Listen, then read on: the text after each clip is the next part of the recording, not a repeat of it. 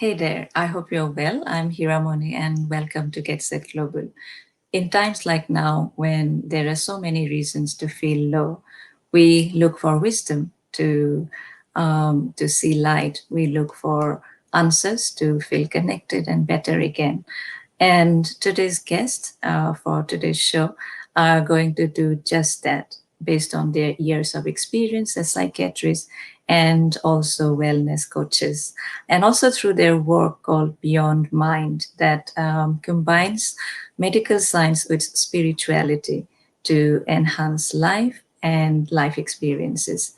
And I couldn't have thought of a better time than now to have this discussion when we are looking for real meaning of life, knowing that we have no control over how life unfolds for us.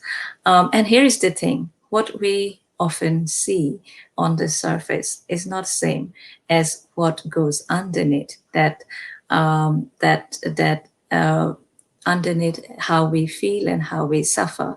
And today's discussion is really to understand those trigger points from medical experts and understand better and work from there to feel better. So it's a great pleasure to invite and welcome my guest for today's show, Dr. Suraj Gogoi and Rani, Dr. Rani Bora. Hi. Hi, Suraj. Hi, Rani. Yeah. So lovely to have you here. Thank you so much for being here and for your time as well. So Thank I'm you. really looking forward to this discussion. Same So here. Same here. Thank you for inviting us. We are excited. Really looking forward to it. awesome, brilliant. It's a pleasure. So quickly to introduce you both, Dr. Suras, Dr. Rani, they both are senior psychiatrists and wellness coaches. Between them, they have got 40 years of experience, clinical experience. They have been working here practicing in the UK for over 20 years now. Also, Suraj is a YouTube blogger, and Suraj is also an alumni of Assam Medical College, Dibrugarh. And what about Rani? Are you also from Assam Medical College, Rani? Yeah. Okay, so Yeah. okay, fantastic. So let me start by asking this: that you both practice science on a daily basis in your professional life as psychiatrists, as yet you bring spirituality into your clinical work. We see medical experts, doctors who practice, who prescribe patients, who treat patients, and we have got spiritual gurus who would bring wisdom, who bring ancient practices, healing practices. And here you bring both the practices together. So my first part of the question is really to know, how did you get there? What made you bring both the practices together? And also the second part is, when we go and visit a doctor, we like to be prescribed. We feel as if then we are taken care of, we are treated. How do you deal with that pressure of prescribing medication when it's not always needed? Wow, good question. Yeah. Do you want to go first? Well, first of all, when people think of spirituality, it is as if people think about being religious, and we think spirituality is more commonplace. It's day to day in a way. So if you think about it, even in the medical world, people talk about compassion. People talk about that non-judgmental attitude, that the therapeutic relationship. And I guess these are words that used differently, but we are pointing to the same thing. And there is this there's an acceptance that there is a mind and body connection. But what about spirit? What about mind, body, and spirit? And we feel that we don't talk about what it means to be human, beyond just the form of human. And so there is something about bringing in spirituality, but making it very ordinary. Because a lot of people say, but I'm an atheist. Surely it doesn't matter to me, right? But whether you're atheist, but it doesn't matter about belief system, whether you believe in spirituality or not. The thing is that there's a deeper intelligence behind life. And if we are looking for, if we have, we all have challenges, and if you're looking for answers, I guess the answer is not to be found just in the external world. We really need to look inwards. And so it's more commonplace, and it's more common, and it's definitely not about practicing religion, because we both are not religious. We were not brought up very religious, but we know that there is something more to life, and that's where we point our patients and the clients towards. What would you like to add? Yeah, I suppose, yeah, absolutely. How we got into this, coming from a very biological sort of base, if you like, having studied science most of our sort of adult lives, and then training to be a psychiatrist. And yeah, because we realized at one point in our lives that there was still a big gaping hole in terms of what we were sharing with our clients and patients, and what we were experiencing for ourselves in our lives.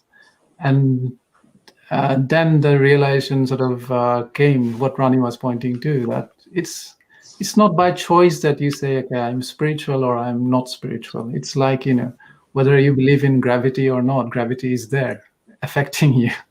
So you don't have to believe in gravity to be benefiting from it. So, and it's very much the same case with the idea of spirituality. And I'm sure we'll go more into it as we discuss. Yeah.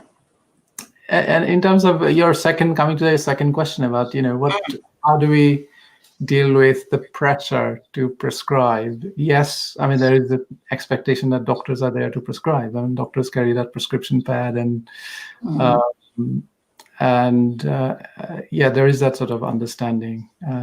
We mustn't just blame clients and patients for that, but yeah, even within the health system itself, Correct. the common belief is, the doctor is there to prescribe, not to just sit with you and talk for an hour and talk about goodness knows what, but if not medication. So yeah, but having said that, I guess the assumption is that the prescription has to be about drugs. If we treat someone, the prescription has to be about drugs, but there are non-drug, medical approach that we could put in a prescription, because nowadays there is something called the lifestyle medicine approach, and a lot of doctors put that in the prescription. So it's not like you're being treated. The only way we can treat you is by giving you a drug. yeah, We can also give you like there's something called what is it called? Social prescribing. Social prescribing, isn't it? Okay. Yeah, absolutely. So What is that? What is that social prescribing? Yeah, I know it. It's becoming very common now. So if you are to go to your GP in the UK, chances are they will, they will be doing a bit of social prescribing as well. So if you go and say, okay, I'm a smoker, I need to lose weight, or they will say, okay, these are some of the non-medication strategies that you need to, embrace in your life, like exercise, eating healthy, or even going to the gym, that could be prescribed. And there are some Exactly. free, there are some approaches, isn't it? And there are some charities which will offer that. So that's social prescribing, really. So Got you. So is it then fine to sum up what you have said, that science is not only compatible with spirituality, but it is a profound source of spirituality? I mean, spirituality is the ultimate healing balm. And I am glad that you have almost described the difference between religion and spirituality. Like you said, gravity, you believe or not, it's there. I think spirituality is a part of our life. So, so glad that you said that. Is it also okay to say that science, of course, helps us with measuring things, whether blood pressure or sugar level, our weight, but there are things that we can't measure, like our mind and how it works. So, is it fair to then say that to look into the overall holistic view, one has to go beyond what you can measure to figure out what's going on? Like Rani, you have said, spirit, body, mind, how they all work together. So, is that right way to put in that why science and spirituality has to come together? Yeah, and I guess the best evidence is that if we, it's how it shows up in our life. Like, Mm. do we feel content despite challenges? Do we get peaceful? Do we, are we okay despite all the chaos out there? And I guess when we are turning inwards, we know that there will be moments when we are still, upset and, have all sorts of emotions. But overall, it feels like we are grounded. There's a knowing that we are still deeply okay. And that's the measure that no one else can measure for you. Right. It's your own subjective experience of that. Mm. Wow, Mm. beautiful. Now, that leads me to my next question, and it's about current times. So many of us are worried for our families, our friends, people's known people are hospitalized. Some have lost their closed ones. So, when we are in this constant loop of worrying, in that being in that state can be exhausting because it can lead to heavy days, sometimes sleepless nights. So as experts, I want to know, are there ways to break these cycles of constant worry? Is there anything we can do? I think let's start off by acknowledging that these are very difficult times, very Yeah. challenging times for people. We have family in India, and we have lots of friends in India. So we have spoken to some of them, and just want to acknowledge how difficult it might be. Mm. And the thing is that um, people are suffering, and no two people's or person's experience will be exactly the same. All I can say is that what I see in my patients is, and what I see is just part of the human condition. We tend to worry, we tend to think a lot. And when there seems to be a problem out there, we think that the way to solve the problem is by worrying excessively, by thinking excessively, so that we can arrive at a solution. Now, although at one sense, or on one hand, it might seem to have some logical sense, but the thing is that we know that the more we tend to look, search our intellect for answers, when there's really no answer, we know no one can predict the future, no one can even say where this is all heading, is that we get stuck in a suffering loop. It's like, we a suffering, a thought comes to us, then we start analyzing the thought, and like, if only this didn't happen, if only, I can do better, if only, or it shouldn't have happened this way. We get into that loop of constant worrying. And the only way to break it is by noticing that we are doing it. It's just like taking a step back and noticing that Mm. actually we are, it's like we are the ones activating the mind too much, constantly. And the more we notice it, it's like we give it breathing space. And then just by the very fact of noticing, we slow down, we pause a little bit more.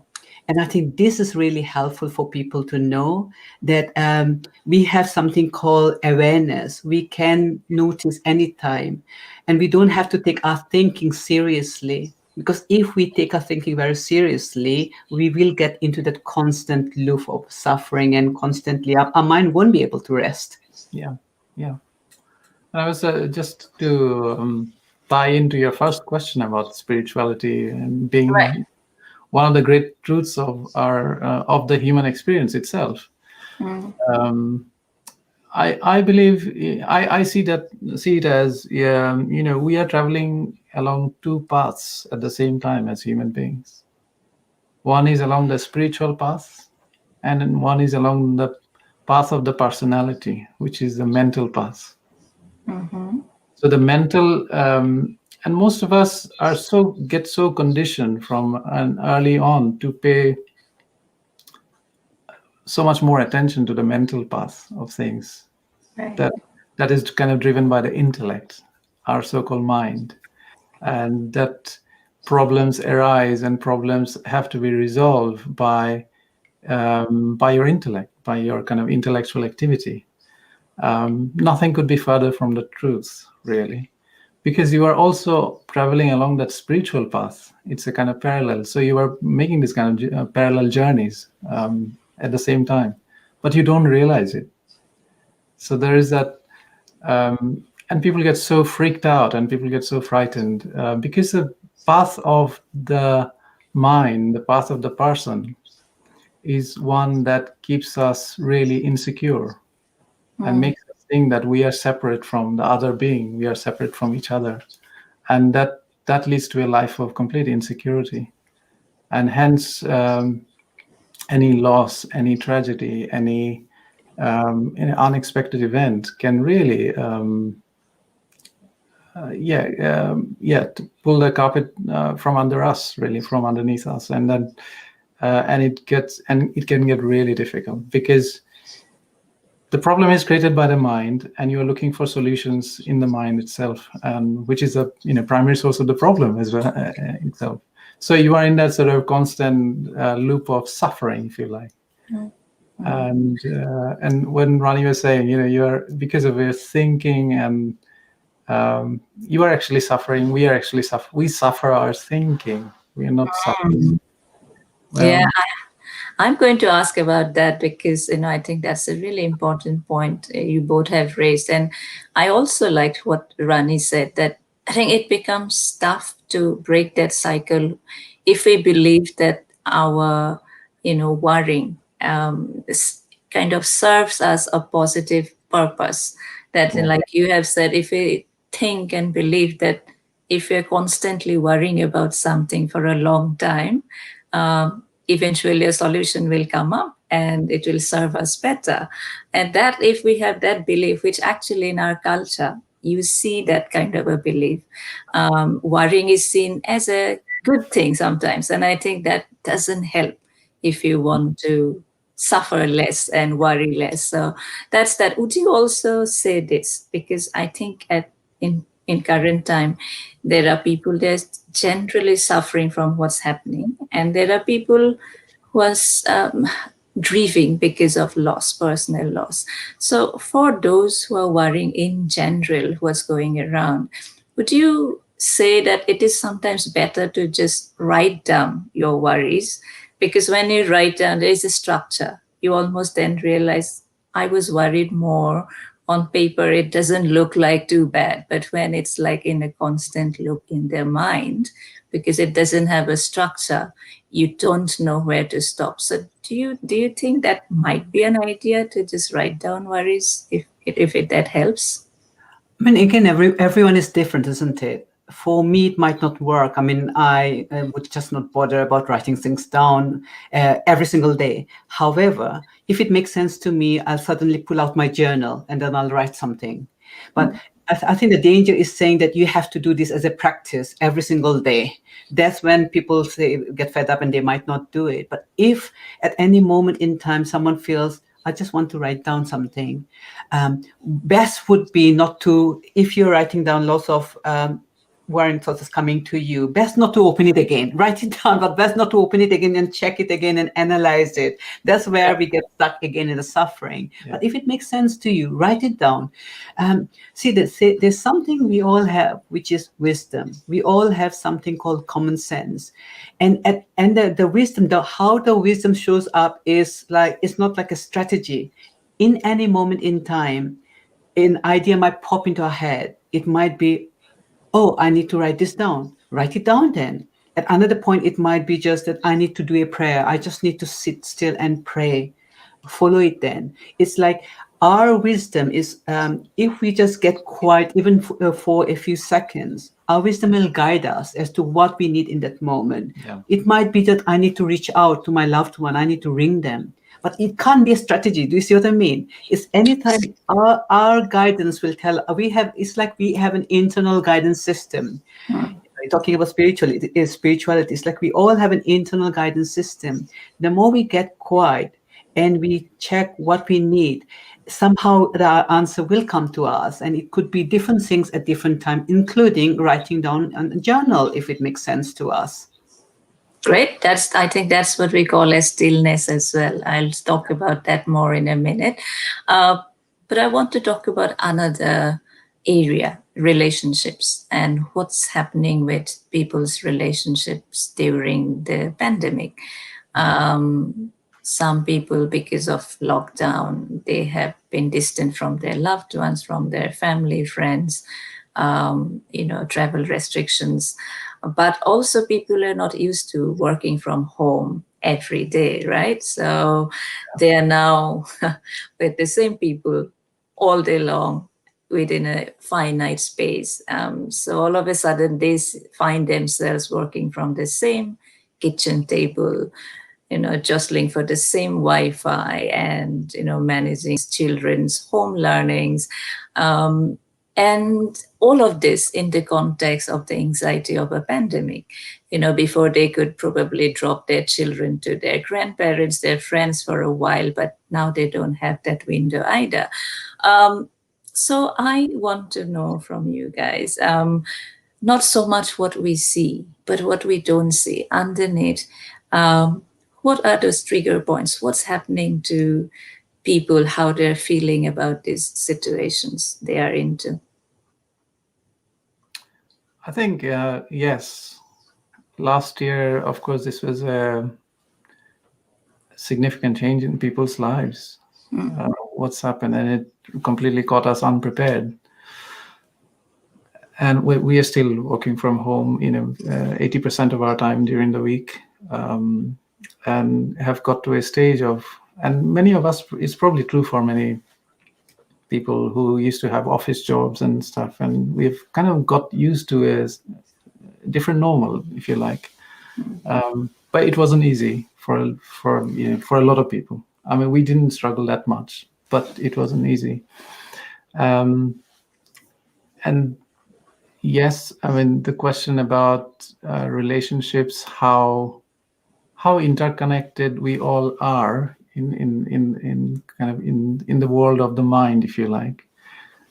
So we live in this world where we have grown to become so dependent on each other, be it co-workers, be it other family members at home, be it a partner if you're in a partnership, a relationship.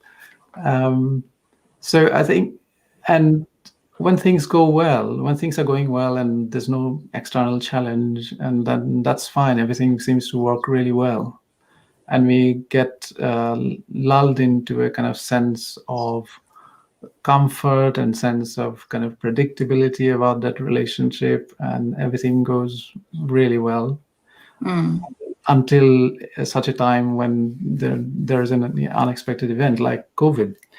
And I think a lot has to be said about how do we connect in a relationship. And in a relationship, let's take the example of relationship between a husband and a wife, or in a spousal relationship, or a relationship based on love, for example. How do we, if our relationships is invested in the object of love, it has to be differentiated between what are we invested in the object of love, which is the other person, other being, or are we invested in the source of love? So the source of love is not the same as the object of love. Okay, repeat that, Suras. You have said something beautiful there. So, source of love and object of love. Okay, Yeah. go ahead. So Yeah. we often misattribute the object of love as being the source of love as well. So if I am in a relationship with another person, in a loving relationship with my wife, if I think all my love actually comes from her, so I need to be in a relationship with her to be experiencing love in my life so that I can feel happy, I can feel better, then I'm living the life, I'm living an untruth, really. I'm living a life which is not really true in terms of Get the you. spiritual truths. So that's because the source of love cannot be something in something or somebody outside of you, and because the source is you yourself, and it's that place, it's that sense of self that we all share, and that is the source of true love. So I think if we are not conscious of that, being in any relationship, I'm just giving you the example of a loving relationship, you can be easily affected if something disrupts that relationship. So I think, Okay. So are yeah, you saying this, sorry, because I yeah, think go on. I like when you have spoken about object, of love and source of love. Is it what we are trying to say is that when we enter into a relationship and we have a partner, when we start to looking, think that this person is going to make me happy, make my life better, and is going to complete me. I mean, most cliche line, I think, this person will Yes. complete me. So when we enter into a relationship, wanting things from the other person, that's where we set all wrong expectations for ourselves, because if you have not managed to manage your life all this while, you're expecting this new person to take care of you and manage your life. That's where, Exactly. Yeah. okay, go ahead. Okay, makes sense. Yeah, go ahead. It's exactly. I mean, as you put it. I mean, we if we see ourselves as, okay, I am incomplete, and I need another person to kind of make me complete, and this is the relationship. Hence I need this relationship. Then I think that I'm setting myself up for problems. I'm setting myself up for disappointment, and a sense of rejection and failure, and grief in relationships down the line. So I think that needs to be something we need to wake up to, and Right. that applies across the board in all relationships, I think. And be it with your coworkers, feeling like, okay, how can your coworkers be, determining whether you are happy or sad, and have they got a magic wand they can sort of wave in the air and suddenly make you feel a certain way? They can't. So there must be something that you are creating all the time, and that the emotions are they are not instilling that emotion in you, but it's always your own creation, excuse me. So I think we need to wake up to those truths. We need to wake up to those kind of that aspect of spiritual reality, to really protect ourselves and immunize ourselves from disappointment in External disappointment in a way, isn't it? Because it's coming from external sources. And I think when you said about all kinds of relationship, I mean, I think there is this saying by great psychologist called Dr. P. Scott, I think, and he said that if you wish for a great relationship, then the first thing you need to be is a great partner. You don't focus on the other person, you focus on yourself. Yeah. And that's what it is for professional life as well. I mean, everywhere.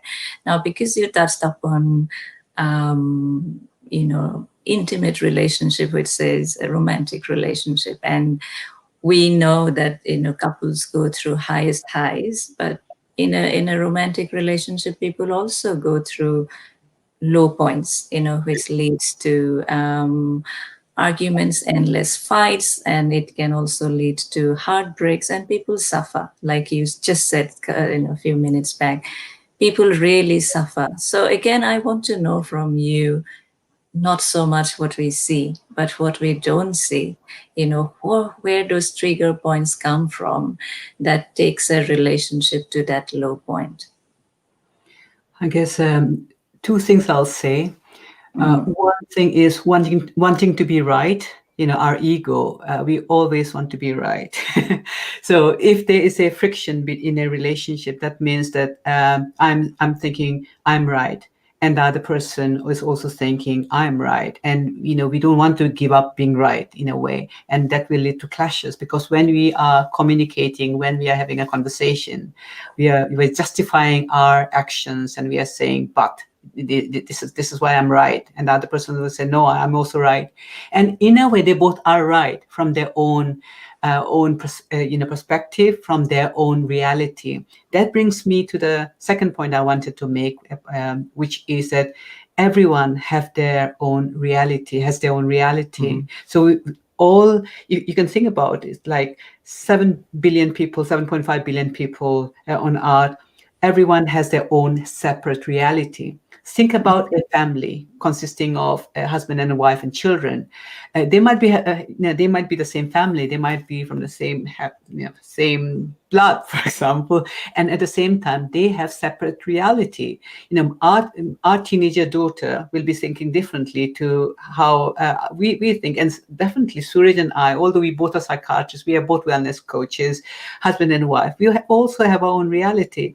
From our place of reality, we are using the power, the gift that we have been given, which is the gift of thought, and we are making meaning out of thought, and then and it seems to be right because our mind will project our reality and say this is the absolute truth. And if we don't know how the mind works, if we don't know that we are misusing this gift of thought, it's like we can constantly have clashes. We think like I'm constantly right, and then we'll always have an ego battle. Mm-hmm. But once we have this understanding, we might have a fight, because we are all, we are all human. We all have our flaws. We don't see things sometimes. And yes, Suraj and I also have our own arguments that, that definitely we won't say that we have reason about that. But the thing is that there is also humility. We might not say straight away that it was my fault, but we just go our own ways. We just get quiet, get our own space, and then we realize that we got caught up in our thinking big time.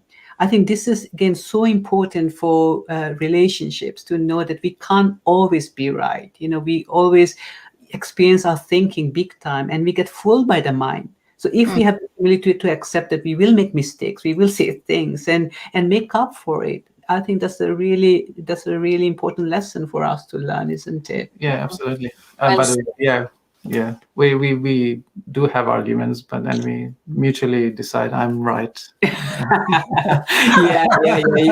You believe that, don't So you? we are. Yeah. Well, Plus Suresh, he's still very innocent. So I think jokes apart, but it is when Rani was talking about referring to reality. Of course, this was the reality of the ego. So the ego. So when we say ego, is of course this is the personality. This is the personal mind, and that is the ego, which kind of makes us think that we are separate from each other. That I'm separate from you here. I'm separate from Rani, but underneath, in the spiritual path, we are on the same spiritual path, absolutely. and traveling in the same field of consciousness. So I think it's important in arguments, in conflicts, if we can kind of take a step out of our own egos, see the tantrums of the ego playing out, then I think we have put ourselves in a kind of stronger position to be able to actually enjoy the game of life and not really take all those things really seriously. Although that's hard. That's Oh the yeah, hard. no kidding. Yeah, absolutely. It's really, really, really tough, especially when you're in the heat of the moment and you've got an argument to win. I'm not sure I understand. Oops, that's my that's my watch. Not sure I understand, Suraj. Okay, I Sorry about that. I must have taken Siri's name or something. So yeah, it's kind Yeah. of No, that's fine because you have made your point anyways. But my next question was really to, how do you see those red flags early on so that we can do something about it before getting there? And also, I'm sure you're going to say that communication is a big part of, building stronger relationships.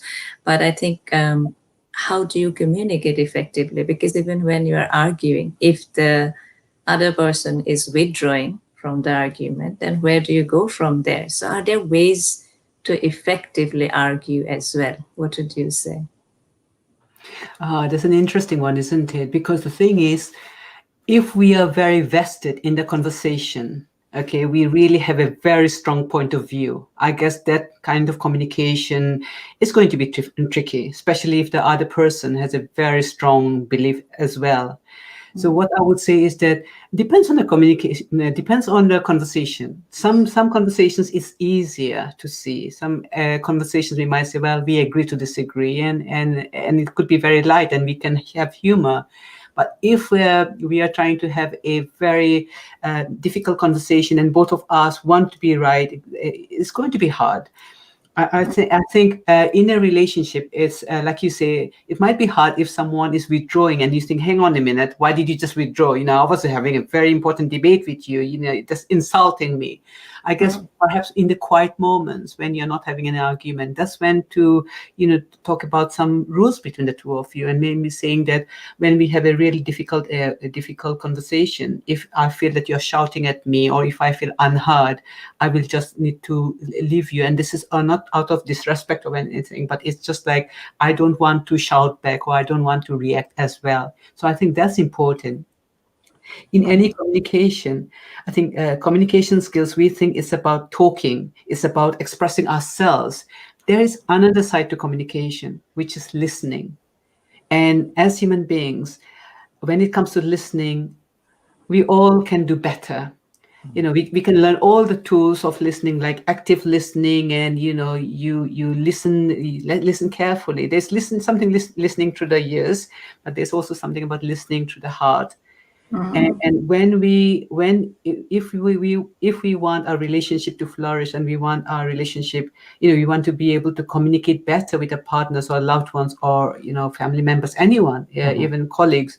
There's something about perhaps building the muscle of listening not to win, listening not to be right, but listening to understand. And I think that way the communication can always definitely be better. Powerful, very powerful. Absolutely. I think we pay so less attention to listening, and it's everywhere. And when you said, Rani, about I'm not heard, I wanted to ask this thing. When we argue, on the surface, it may look like, okay, I'm arguing. I wanted you to do the dishes, but instead you were watching TV. But underneath, I mean, that's what you see Even on. doing that, no, computer. Is that You're on a correct? computer, not watching TV. You're on a computer when you need to watch or this. maybe or maybe you or maybe I do YouTubing. watch it, by the way. I do watch it, just for the record. I'll ask Rani later on. But what I was trying to say is that that's what we see on the surface. But underneath, is this person really not saying that, can you see me? Can you hear me? Are you there? I mean, where is your presence? I want your presence. So, is that saying that partner doesn't want your presence like your gifts? They want your presence. Gifts are great, but the gifts will not keep a relationship healthy. So do you see that is a big problem of relationships, when this connection doesn't happen because the person is not fully present, like you said? Active listening isn't happening. So is it all interconnected thing we are talking about? I guess we live in a digital world, with a world of social media. There's always something to distract us, for sure. And it's not just between, husband and wives. It's also with our children, isn't it? Like we are all on our computers and gadgets and so on. And yes, sometimes, for example, we all get distracted, and it's like no denying that at all. We all get distracted with our thoughts, we all get distracted by all the deadlines, all the work waiting for us. And our kids might be there, and they might be telling us a story about what happened in school, for example, but then I'd be completely lost.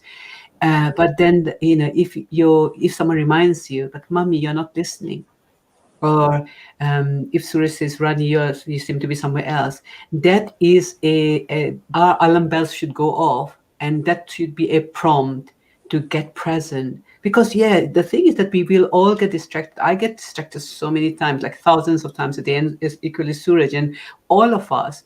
But I guess, it only takes a moment. It only takes a second. It only takes any prompt for us to get back in the present, which is easier than we think. We are all away with the fairies, the way with the mind, and like, oh, I need to do this, I need to do that. And sometimes it could be just pausing to drink a glass of water, and then sort of and taking a breath. Although you didn't intend to take a deep breath, you just ended up taking a deep breath. And those are the moments when you just get present. These are simple things. You even have to have a practice of practicing presence. I think presence is already there. We slip in and out of presence, and that's what we need to know. It's very ordinary. I'll drink the water. Yeah. You drink, but that's what comes with.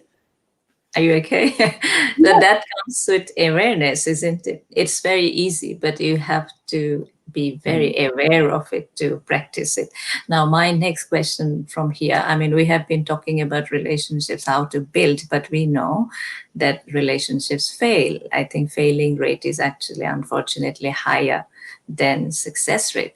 And it's been said by best-selling authors that, you can love somebody, but you can still choose to say goodbye to them. You may miss somebody every day, but you still feel glad that they are no longer in your life. So I would really like you to, of course, untangle that concept, and also want to know what's been your experience of dealing with patients who come with a history of sufferings from toxic relationships, toxic people in their lives. How do you deal with that? What do you see in them? Do you want to say, what shall I say? You go first. Sorry. In my practice, I mean, there are lots of mental health issues. People might present with mental health issues, like they might say, I can't sleep, or I'm feeling anxious, or I'm feeling low. And then you look at the context, and then you realize that they are in toxic relationships.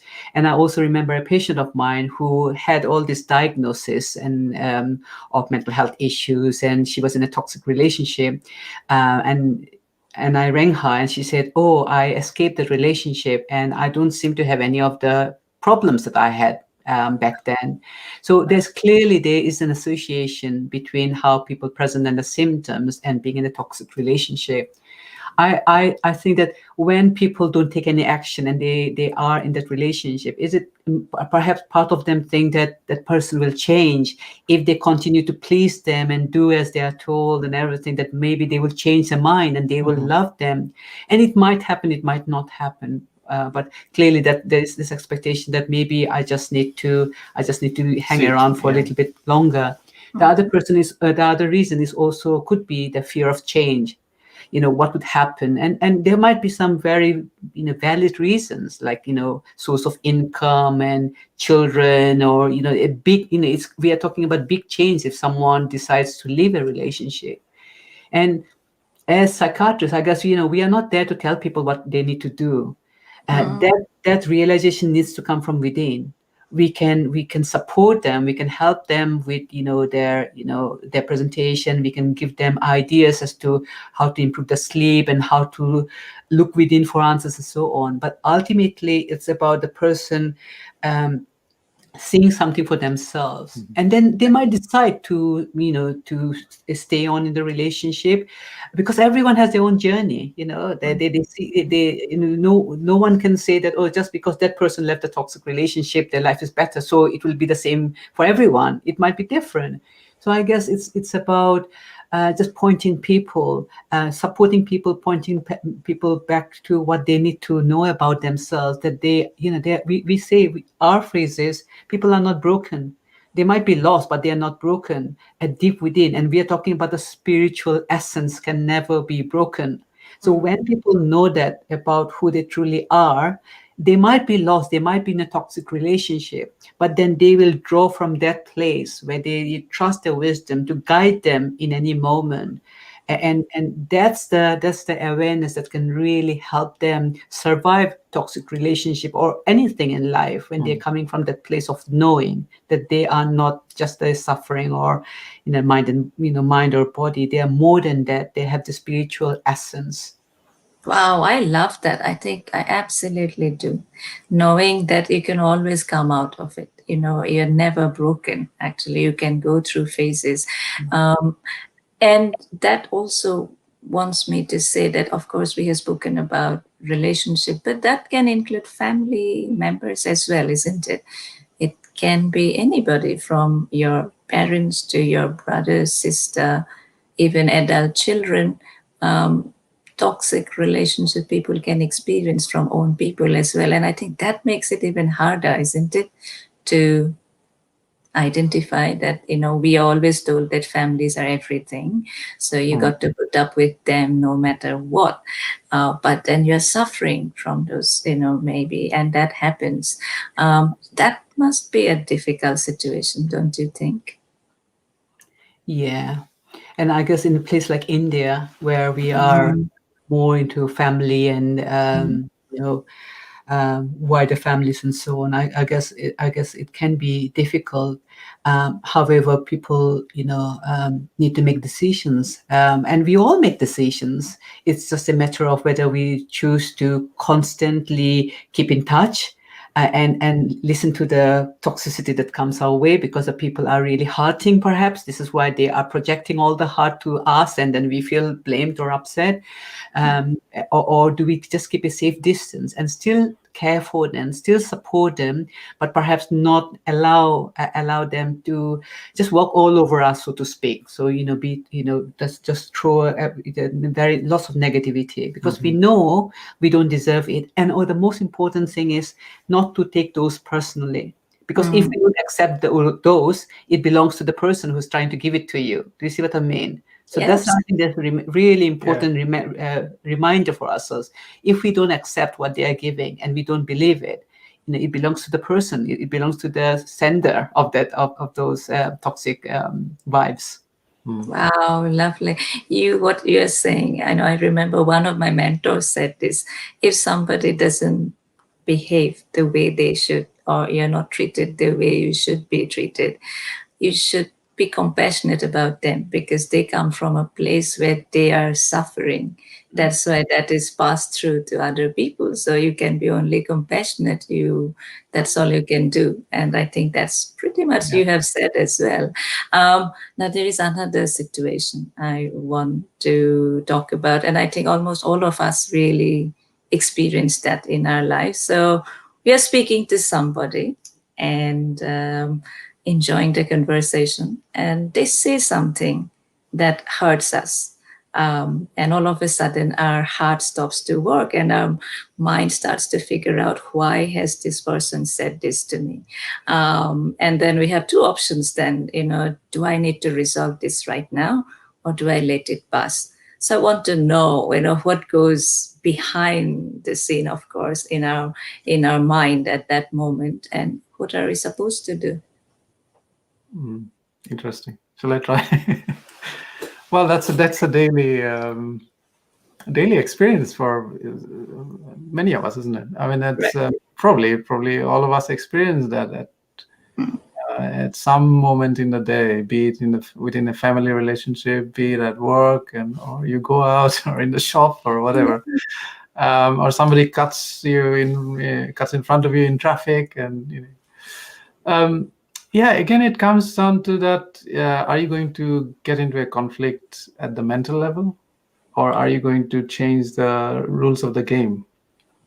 And because if you're getting really affected by somebody doing something, carrying out an action outside of you, then, and if you're really getting affected, you've got kind of feelings coming up, and you're feeling angry or upset or hurt, that's got to be your personhood. That's got to be your personal mind, your ego getting hurt. Yeah, because the ego always lives a life of insecurity and fear, and always needing validation from external objects, external relationships. So it's always looking for that kind of, for those signals out there. As soon as you open your front door, you're walking out, you're looking for your ego is looking for validation, and it's looking from your coworkers. Oh, you look nice today. You've done your hair well. You've done your dress is so lovely, and and your ego likes that. Yeah, okay. But one fine day you don't get that, and you get something else, and you get some sense of toxicity comes your way, or you perceive it that way, and yeah, your ego takes a beating. And I think again you have to, when you can catch yourself, getting into that trap again and again, then you can actually take the lift down from here to here, where the cloudiness in your mind then kind of settles, the dust storm in your mind settles, and you begin to kind of see or try to resolve it from the spiritual path, if you like. And then when you get to that stage, I think a lot of those kind of mental things don't matter. When you can see that what somebody may have said has come from their ego mind, then it doesn't matter. You just kind of brush it off. It goes away. Lovely, beautiful. So, what I hear from you is that, I think all of us carry this some kind of insecurity. Am I good enough for this world? And when we hear that from someone else saying something that almost says, oh, maybe I'm not good enough, and that really, kind of we want to respond in a way that we defend ourselves. So you are basically saying that rather than focusing on what the person is saying, focus on what your mind is doing, what your thought is doing. And if you can actually lean back and observe your thought, then you realize the ego and the awareness, all of that you're talking about, right? It's always looking at, what are the filters you are using yourself to make sense of your world. Right. What is the filter I'm using? If I'm using the filter of the mind, then you've got to be really waking up from that, and you've got to kind of question that. And that's how as long as we are in this kind of physical form in the body and living a human experience, we will always be suffering that, if you like, from time to time. But if we are aware of it, as you pointed out earlier, Hira, that awareness is the key, really. When we are aware of what's going on, when we are aware of how our ego is creating our reality from one moment to the next, then we can kind of catch it in good time, and we can have be in a much better position to be able to kind of resolve some of those suffering we experience in our relationships, in our life, life journey, be it loss, be it disappointments, and we can. It's all about. I mean, there's no quick magic bullet to say, well, there's one big realization that's going to take away all your human suffering. It doesn't happen. Or that illness and death won't be realities at all. That there isn't any such thing. No. It's all about understanding where your own experiences and feelings, how they are created, and how you experience life, and what's been creating your reality from moment to moment. What are beautiful. Like they say, the universe resides in our mind, isn't it? That's what you are saying. But let's talk about wellness, because you both are wellness experts as well, coaches.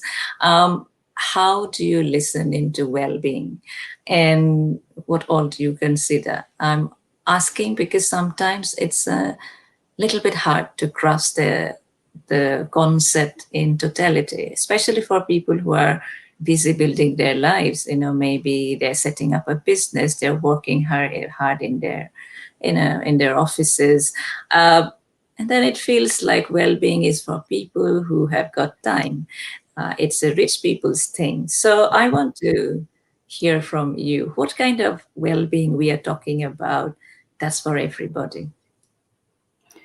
So the well-being we are talking about is innate. The well-being we are talking about is spiritual in nature. When people are using the word well-being, it has become well-doing. We need to do this in order for well-being. Like I need to go for walks, or eat healthy, and all of them are really needed. And nothing wrong with them, but we are using them as strategy. Oh, I need to go to gym class, or do a Zumba, or class, or do this and do that, and then we get fatigued, like, oh, I don't have time to practice my meditation, I don't have time to do this, or maybe this is why I was reacting.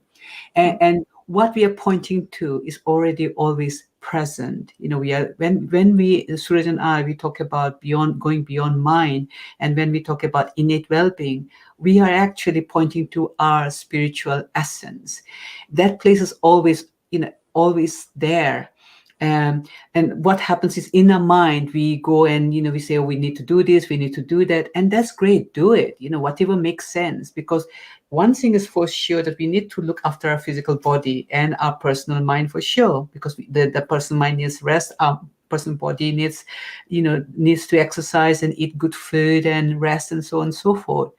But I think what we really find is the secret, in a way. It's not secret, but it's still a secret, is that if we don't look at what we already have got as human beings, then it's like this gift that's hidden from view, and we are always exploring other well-being stuff, well-being tools, and saying, yeah, damn it, I just lost my cool, so well-being has gone away, or I felt sick, I got COVID, or I got depression, so well-being went away. We are saying, actually, the true well-being never goes away. It's innate, because spiritual well-being can't go away just because you had COVID, or you had depression, or you are suffering.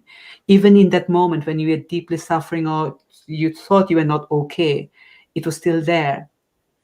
And we have found this like saving grace in our own lives. And we have definitely felt that when we share this with our clients and our patients, when they hear something beyond here, from here, something shifts, something clicks. Because it's like, we are using words right now, all three of us, but we are also pointing to that dimension that's, words can't do justice, but we only have an experience, and we have all been there. We have all fallen to that place of stillness and quiet. So, long answer, very long answer, but in summary, the space of well-being is always already there. We don't have to create it. We don't have to tap into it. When we stop believing our thinking, and we get present, we effortlessly fall into that space. Yeah. That's what it is. Yeah, it is so reassuring to hear that, though, isn't it? Because well-being sometimes sounds like a very fancy word that you have to do things like, well-doing you were talking about, and that it's all there already. Suraj, did you want to add up something? Felt like Yeah. you did. No, I was just saying, I mean, it's really easy to get caught up in this thinking of, oh, I need to lose X kilograms of weight to feel, say, get my well-being back, or I need to do this, that, and the other. Because you feel like, if I'm not feeling good in my body, or if I'm diseased in my body, how can I be the same as? How can I be one with my well-being? Is a common question, and that's what we point people to, is the fact that even your body is your outside. It's not the inside, is the spiritual essence, which was never born to die, if you like, which is we and that's the one we share amongst all beings. And so if it was never born to be to die, it cannot be diseased, it cannot fall ill, it cannot put on weight, it cannot um, lower its experience low self-esteem, or It doesn't suffer. lack in confidence, or suffer. So it's that kind of connecting to that deeper truths about our existence itself. So everything else, the mind and the body, is outside. You have to think of that as those are phenomenon. Actually, we call them, those are just temporary phenomena. Hence, they are born at one point to die and disappear at another point. So when your body goes, you die, your mind goes as well. So you don't have that ego. The ego dies. So so there's no point in tying your. There's no sense of you tying your well-being to your kind of mental fitness, or or just massaging your ego by doing something, or even just tying your well-being to how your body looks, or how your body, what your body weight is. I mean, then you're kind of just scratching the surface, if you like. That's just the tip of the iceberg. You've got to look beneath the water level. But can I add, Suraj? But when we get a sense, a good sense, a grounding of our true essence, we can still have a great body. We can still have, lose weight. We can still enjoy a relationship, but it's coming from a deeper place. So we are not just scratching the tip of the iceberg and trying to fix the iceberg.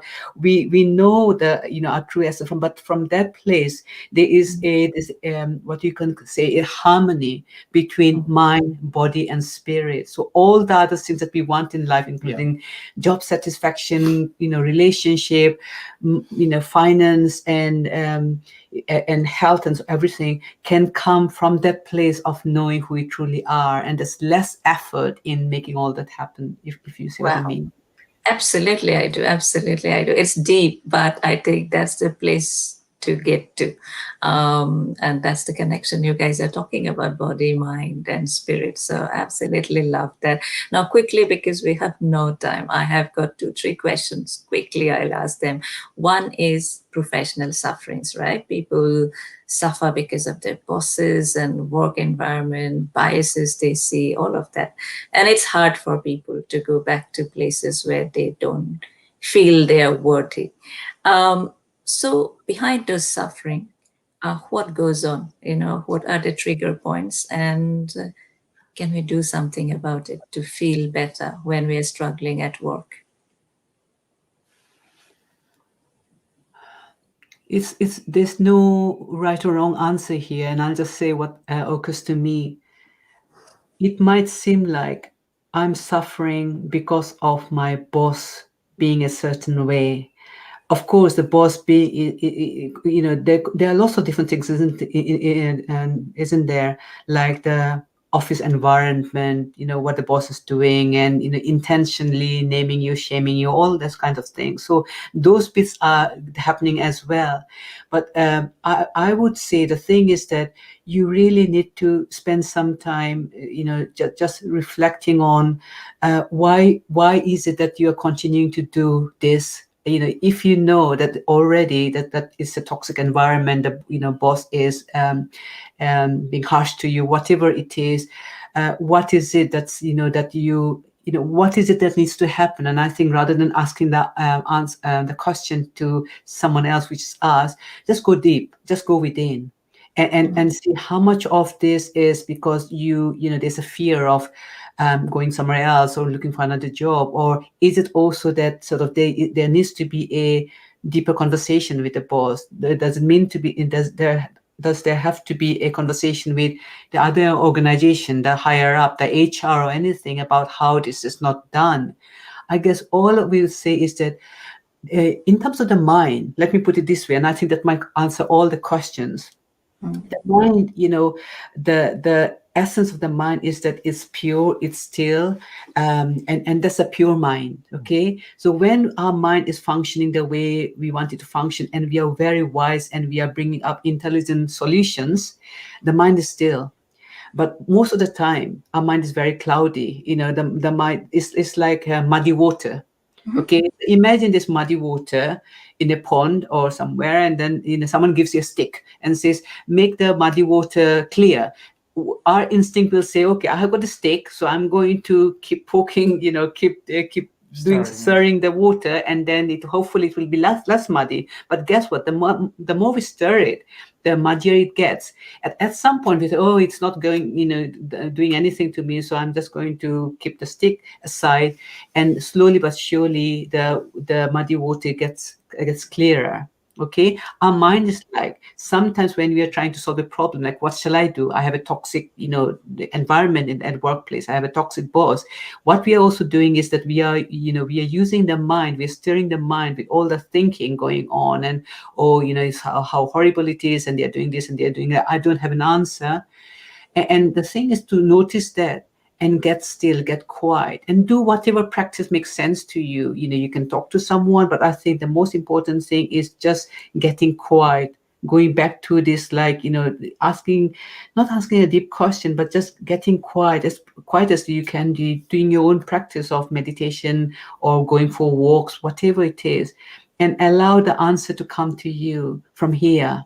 And a lot of time it's just that it's not the same answer for different people, but all we are saying is trust your own guidance system. It will show you the path. If you have to say, I had enough, I need to quit, you will But hear it that. does, yeah. If it's like, I need to just go on for a month longer because I have to feed my family while I'm looking for another job, then your guidance system will tell you how you can cope best in that 1 month that you're still going to be there because you have decided. Doesn't make sense. So it's Absolutely. ultimately internal guidance. Absolutely, it does. It's like saying life is whispering to us all the time, isn't it? Every experience we encounter, it's telling us something about ourselves, about the situation. And it's, I Yeah. think, same in what I can say from my professional life, if something doesn't work in a professional life, no matter whether you have this conversation with your boss or HR or whatever, it's not going to work. All right. So there are a lot of people who will experience that. So I think what you have said, then you go deeper and your life will guide you, yeah. What Yeah. is the next of whether it's time for you to look for something else? And always think that this moment is not permanent. This is temporary. There Exactly. is always an opportunity out there. So I think we got quite caught up that what's next. I think that's but what you said totally makes sense. Now, what I really want to know from you, when you guys go through things, maybe stressed, don't know if you ever get stressed, but if you do, Of course we oh, do. What are you talking about? I'm talking about okay, okay, good. What do you do? What do you do to come out of it? That's a great question. By the way, I wrote a book called How to Turn Stress on His Head. It's on Amazon, and I tell people that, look, although I wrote this book, I do get stressed, and I think that's very important for people to acknowledge that everyone gets stressed from time to time. Sometimes more, sometimes less. But what I would say is that the more, what I've noticed is when I get stressed, the more I try to solve it, the more I try to fix my state, it gets worse. And then until I just decide to pause and just do less. And I think that's what I would do. If we are feeling stressed, it's very possible that we are trying to do too many things. We are trying to think hard. We are to try to multitask, and we are only getting. It's like the stress volume is only going higher and higher. And I think going back to what you said, Hira, life whispers sometimes. So you can imagine if stress sometimes whisper and saying, you didn't sleep well last night. Today, make sure you go to bed early. So that's a whisper. Sometimes when we don't listen to that, life will just knock and a bit harder. So you hear it, it's like, okay, I need to, I know I'm stressed, so I need to make sure that I don't do so much, or I start saying no to some people because I'm saying yes to everyone. And the other time is like life might just do thumping, okay, thump, thump, thump, and it might be that we are really, our health is suffering as a result. So what do you do is like to listen to those knocks, even when they're very gentle, and then say, I know that my eyes are hurting me because I have been on the computer so long, or I haven't given my loved one a hug today. those kind of things, because there could be simple answers, but there's no one answer. But I will go back to what you said about life, keeps whispering, or life keeps whisper. Listen, let's get better at listening into well-being and listening into the messages that our life is giving us, or our well-being is trying to give us. Beautiful, lovely. So for Suraj, what about you? Because I know you do music, you're into guitar and Yeah, singing. Does yeah. that help? Is it a big force for you to keep calm? Music here has always been a great escape from the mind, if you like. And anything that helps you escape from the mind, go for it. Take that, embrace it. Yeah, a lot of hobbies and interests, creative pursuits will do that. And that's why you see a lot of creative people. You can say you get a sense that um, you get a perception that they probably manage their stress pretty well. I'm not kind of holding my hand up or anything. So I do get stressed on a fairly regular basis. And but what has been different over the years is I've learned to take those as kind of signals to explore um, my own kind of that deeper essence of who I am.